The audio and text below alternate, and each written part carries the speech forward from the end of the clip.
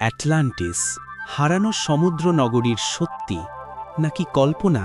আজ আমরা জানব পুরানো আয়না ইউটিউব চ্যানেল থেকে রহস্যের শুরু, এক হারানো নগরীর গল্প। প্রাচীন বিশ্বের আকাশে যখন দেবতাদের কাহিনী, নায়কদের বীরত্ব আর সভ্যতার জন্মগাথা ছড়িয়ে পড়ছিল, তখনই গ্রিসের এক দার্শনিক মানুষের মনে একটি প্রশ্নের জন্ম দিলেন: অ্যাটলান্টিস কি সত্যিই ছিল? এই প্রশ্ন আজও জাগায় কৌতূহল। ইতিহাসের পাতায়, পুরাণের গাথায়, এমনকি আধুনিক বিজ্ঞানেও এই প্রশ্নের প্রতিধ্বনি শোনা যায়।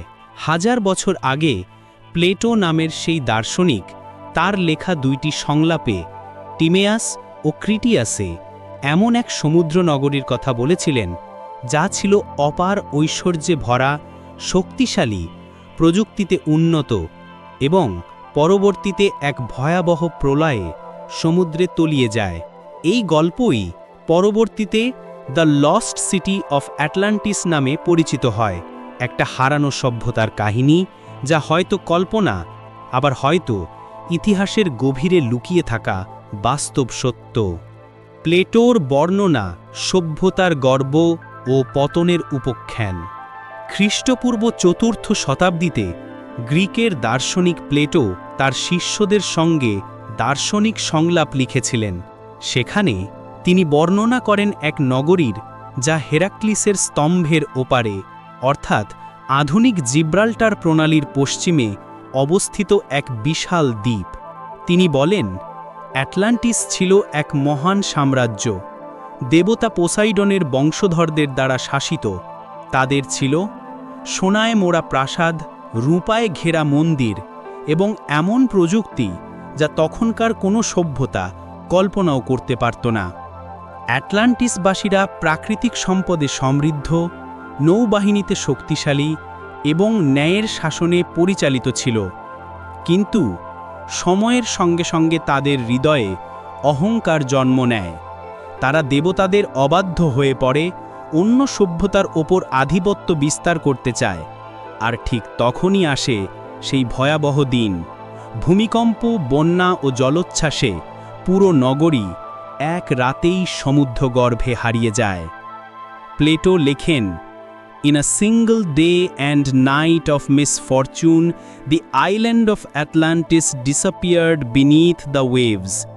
এই কথাগুলোই হাজার বছর পর আধুনিক বিশ্বের সবচেয়ে বড় রহস্য হয়ে দাঁড়ায়। কল্পনা না বাস্তবতা? ইতিহাসবিদদের দ্বন্দ্ব। প্লেটোর মৃত্যুর পর থেকেই শুরু হয় বিতর্ক। অনেকেই বলেন তিনি হয়তো কোনো নৈতিক শিক্ষা বা রাজনৈতিক রূপকথা বলতে চেয়েছিলেন, যেমন এক সভ্যতার পতন যখন মানুষ অহংকারে দেবতাদের ভুলে যায়। অন্যদিকে কিছু ইতিহাসবিদ বিশ্বাস করেন প্লেটো কোনো পুরনো ঘটনার উল্লেখ করেছেন, যার স্মৃতি প্রজন্মান্তরে টিকে ছিল। তাদের মতে হয়তো প্রাচীন মিনোয়ান সভ্যতা, ক্রিট দ্বীপের সান্তরিনী দ্বীপের আগ্নেয়গিরির বিস্ফোরণ এই কাহিনীর পেছনে সত্যি অনুপ্রেরণা। ভূগোলের সূত্র, কোথায় ছিল অ্যাটলান্টিস? এই প্রশ্নটাই সবচেয়ে বেশি তর্কের জন্ম দিয়েছে। অ্যাটলান্টিস কোথায় ছিল? কেউ বলে আটলান্টিক মহাসাগরের আজোরেস দ্বীপের কাছে, কেউ বলে ভূমধ্য সাগরের গভীরে, আবার কেউ বিশ্বাস করে এটি ছিল ক্যারিবিয়ান অঞ্চলে বা এমনকি অ্যান্টার্কটিকার বরফের নিচে। তবে ভূগোলগতভাবে সবচেয়ে গ্রহণযোগ্য ধারণা হল সান্তরিনী বা থেরা দ্বীপের আগ্নেয়গিরির বিস্ফোরণ, যা খ্রিস্টপূর্ব ১৬০০ সালের দিকে ঘটে। তাতে মিনোয়ান সভ্যতার বড় অংশ ধ্বংস হয়ে যায়। এই ঘটনার ধ্বংসযজ্ঞই হয়তো শতাব্দীর পর শতাব্দী ধরে রূপান্তরিত হয়ে অ্যাটলান্টিসের প্রলয় গল্পে পরিণত হয়েছে। বৈজ্ঞানিক অনুসন্ধান, সমুদ্রতলে সত্যের খোঁজ। বিংশ শতাব্দীর মাঝামাঝি থেকে বিজ্ঞানীরা আধুনিক প্রযুক্তি নিয়ে নেমেছেন এই রহস্যের পিছু ধাওয়া করতে। সোনার radar, deep submersible camera, satellite map, সব দিয়েই চেষ্টা চলছে সমুদ্রের নিচে হারানো শহরের চিহ্ন খুঁজে বের করার। কিছু গবেষণায় দেখা গেছে বাহামাস ও আজোরেস দ্বীপের কাছে সমুদ্রতলে কিছু গঠন পাওয়া গেছে, যা মানুষ তৈরি বলে মনে হয়। তবে সেগুলো প্রমাণ করার মতো নির্ভরযোগ্য তথ্য এখনও পাওয়া যায়নি। ভূতত্ত্ববিদরা বলেন পৃথিবীর ভূত্বক ক্রমাগত পরিবর্তনশীল, কখনো মহাদেশ ভেঙে গেছে, কখনো সমুদ্রতল উঁচু হয়েছে। তাই অ্যাটলান্টিসের মতো দ্বীপ তলিয়ে যাওয়া একেবারেই অসম্ভব নয়। তবে এখনও কোনো নির্দিষ্ট স্থানে অ্যাটলান্টিসের ধ্বংসাবশেষ প্রমাণ করা যায়নি। আধুনিক ব্যাখ্যা, বিজ্ঞানের দৃষ্টিতে কাহিনীর মানে। বিজ্ঞানীরা অ্যাটলান্টিসকে সিভিলাইজেশনাল মিথ বলে থাকেন, মানে এমন এক কিংবদন্তি যা কোনো না কোনো ঐতিহাসিক ঘটনার ছায়া থেকে জন্ম নিয়েছে। জিওলজিস্টরা বলেন প্রাচীন মধ্যপ্রাচ্যের অঞ্চলে ভূমিকম্প এবং আগ্নেয়গিরির ক্রিয়া ছিল খুবই সাধারণ। একটি দ্বীপ সম্পূর্ণভাবে ডুবে যাওয়া তখনকার মানুষের কাছে দেবতাদের শাস্তি মনে হতো। প্লেটো হয়তো সেই বাস্তব ঘটনাকেই তার দার্শনিক গল্পে রূপ দিয়েছেন। আরেকটি গুরুত্বপূর্ণ ব্যাখ্যা হল স্মৃতির রূপান্তর।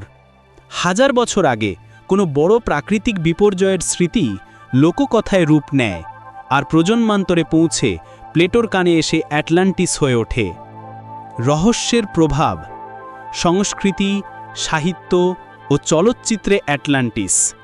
অ্যাটলান্টিস শুধু ইতিহাসের কৌতূহল নয়, এটি মানুষের কল্পনার অনন্ত উৎস। Joule Verne, Arthur Canaan Doyle, Walt Disney সবাই তাদের রচনায় অ্যাটলান্টিসকে পুনর্জীবিত করেছেন। লস্ট সিটি ধারণাটি আজও আধুনিক চলচ্চিত্র, ভিডিও গেম, এমনকি বৈজ্ঞানিক অনুসন্ধানের কেন্দ্রবিন্দু। এই গল্প মানব সভ্যতার এক চিরন্তন আকাঙ্ক্ষাকে প্রতিফলিত করে। আমরা কোথা থেকে এসেছি আর হারিয়ে যাওয়া সভ্যতার ইতিহাসে কি আমাদের উত্তর লুকিয়ে আছে? উপসংহার, কল্পনার পাথরে খোদাই, বাস্তবতার ছায়া। অ্যাটলান্টিস হয়তো কল্পকাহিনী, তবুও এর প্রভাব ইতিহাস, পুরাণ ও বিজ্ঞানের সীমা অতিক্রম করেছে।